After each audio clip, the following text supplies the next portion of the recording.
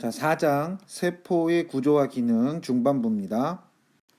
자, 앞서서 단백질 합성 가공 운반에 대한 이야기를 했는데 한 번 더 이야기하겠습니다. 이 단백질 합성 가공 운반에 관한 이 이야기는 앞서서 선생님이 설명했듯이 유전 정보의 정보 중심 원리라고 했던 것으로 어느 정도 설명할 수 있습니다. 자, 유전 정보의 중심 원리 다시 한번 설명드리겠습니다.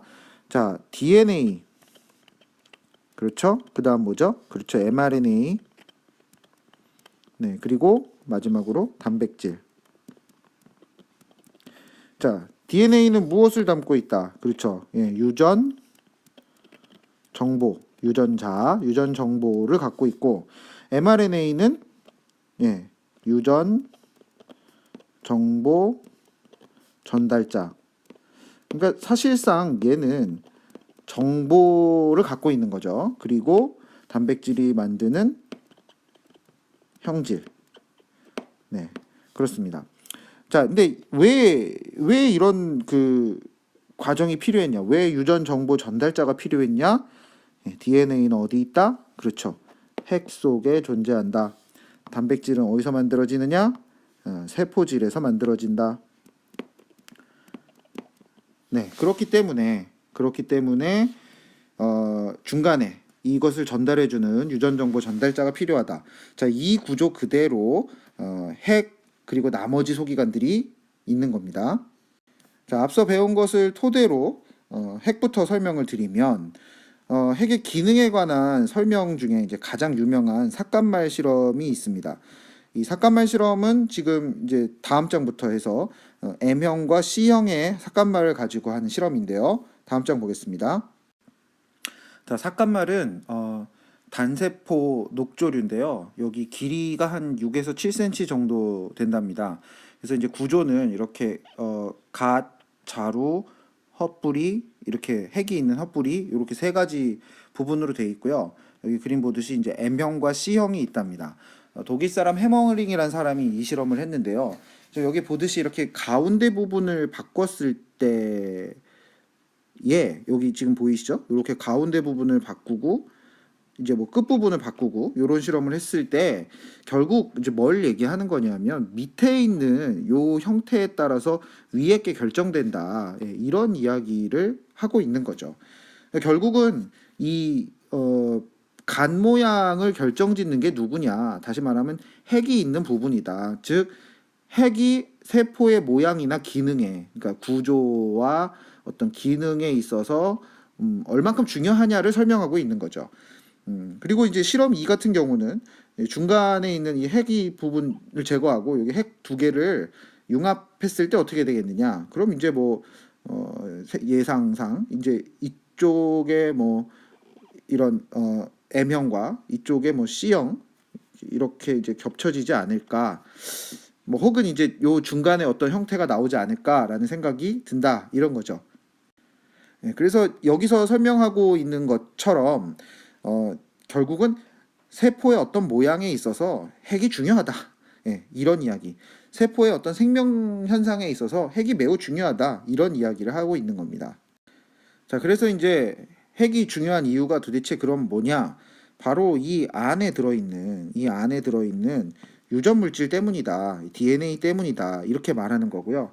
그 중에서도 이제 인이라고 하는 이 부분은 리보솜을 합성하는데 아주 중요한 역할을 한다. 이 안에서 이제 RNA 일부와 리보솜을 만드는 단백질로서 중요한 역할을 한다. 그리고 이제 이 풀어져 있는 염색사들이 나중에 염색체도 되고 더 풀어져서 DNA로 이제 읽히기도 하고 이런 부분이고요. 그다음에 이제 요 부분, 요렇게 지금 여기로 확대해서 요렇게 확대한 이 그림을 보듯이 핵막은 이렇게 두 겹으로 되어 있다. 이렇게 볼 수 있고요. 그리고 여기 보듯이 뭔가 통로, 지금 요 통로들이 보이죠? 그래서 이걸 잘라봤을 때는 이제 요렇게 뭔가가 빠져나갈 수 있는 요런 구조로 돼 있죠. 이것이 핵공이다. 그러면 이제 우리가 앞에서 배운 거를 생각해 볼 수 있죠. 핵공은 뭐 하는 곳이냐? 바로 mRNA가 통과하는 장소이다.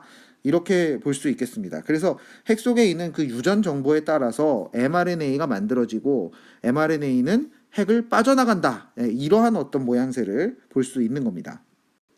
자, 그래서 핵의 바깥쪽에 바로 존재하는 것들을 보면 이렇게 리보솜, 소포체, 소포체에서도 거친 면과 매끈 면 이렇게 나뉘게 되는데 도대체 이런 것들이 왜 있는가? 그것이 아까 얘기했던 그 유전 정보의 중심 원리 그거에 따른 것이다 이렇게 볼 수 있는데요. 네, 바로 같이 보겠습니다. 지금 이 핵 안쪽에 들어 있는 게 뭐냐 하면 DNA예요. 그럼 그 DNA에 따라서 무엇이 만들어지냐? 그렇죠. mRNA가 만들어집니다. 이 mRNA가 만들어지면 핵 공을 타고 밖으로 빠져나오게 되는데 그러면 이 바로 바깥쪽에 이 소포체라고 하는 애들이 기다리고 있어요.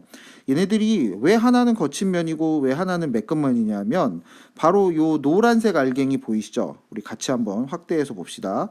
자, 요 노란색 알갱이인 리보솜이 박혀 있으면 거친 면이 되는 거고요. 그리고 요 노란색 알갱이가 없으면 매끈 면이 되는 거예요. 그래서 이 노란색 알갱이에 의해서 다시 말하면 요 녀석이 리보솜이 되는데요. 요 노란색 알갱이에 의해서 mRNA가 읽히게 되면 그게 어떤 그림이냐면 이렇게 되는 거겠죠. 이게 만약에 노란색 알갱이 리보솜이라고 합시다. 그리고 mRNA가 얘예요. 이렇게 해서 읽히게 되면 여기로부터 이렇게 단백질이 자라나게 되는 거예요. 자, 이렇게 되면 이제 이 단백질은 어디에 존재하겠어요? 그렇죠. 이 거친 면 소포체의 안쪽에 존재하게 된다. 그 말입니다. 그러면 얘는 이제 어떻게 해서 여기서 이동하게 되느냐? 이 거친 면 소포체의 막 부분이 함께 뜯어져 나와서 이런 형태로 모양이 바뀌게 됩니다. 자, 그게 이제 결국은 이런 어떤 분비소포, 우리가 생명과학 1에서 배웠던 것 중에 시냅스 소포 있죠. 그러한 형태의 작은 주머니 모양이 돼서 이렇게 이동하게 된다. 그러면 또 그런 애들은 어떤 결과를 갖고 오냐면 얘가 또 이동을 해서 골지체에 붙어 들어가게 돼요. 그러면 이제 골지체 안으로 들어가게 되면 지금 여기 보이시듯이 이렇게 작은 보이세요? 색깔을 바꿔서 자 이렇게 중간중간에 작은 알갱이로 단백질들이 어느 정도 이렇게 수정 보완되게 되면 자 여기도 보이시나요?